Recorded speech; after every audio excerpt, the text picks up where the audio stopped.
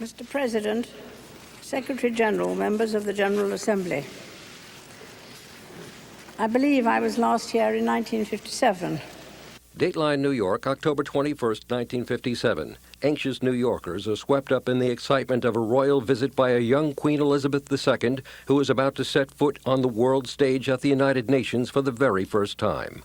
Arriving with husband Prince Philip, the 31-year-old monarch takes a quick tour of the UN before entering the General Assembly Hall. This assembly was born of the endeavors of countless men and women from different nations who, over the centuries, have pursued the aims of the preservation of peace between nations. Fast forward to July 6, 2010. The 84-year-old Queen is once again getting the royal welcome at the United Nations that is reserved for heads of state. She briefly stopped to lay a wreath at a memorial for UN staff and peacekeepers killed in the line of duty, and then was greeted by spontaneous applause as she entered the General Assembly Hall.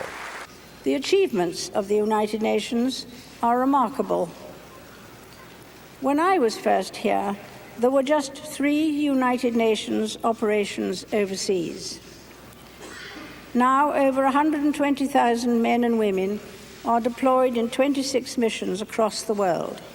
The Queen praised the UN for reducing poverty, world conflicts, and its humanitarian efforts, but also said present challenges left much to be done.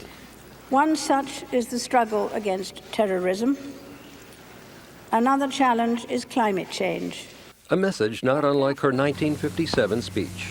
We are still far from the achievement of the ideals which I have mentioned, but we must not be discouraged.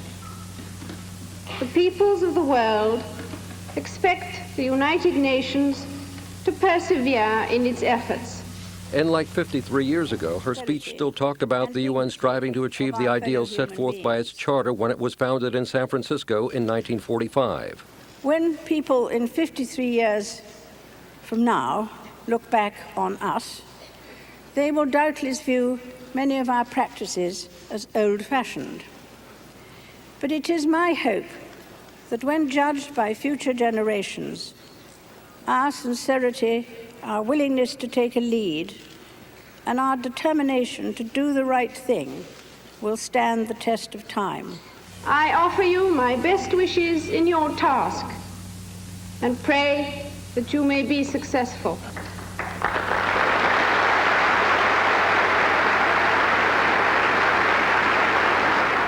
More than just a figurehead, Queen Elizabeth II was praised by the General Assembly President for lifting the spirits and comforting the victims of terrorism and natural disasters. UN Secretary General Ban Ki-moon called her a living symbol of grace, constancy, and dignity. Frank Ucciardo for CBS News, New York.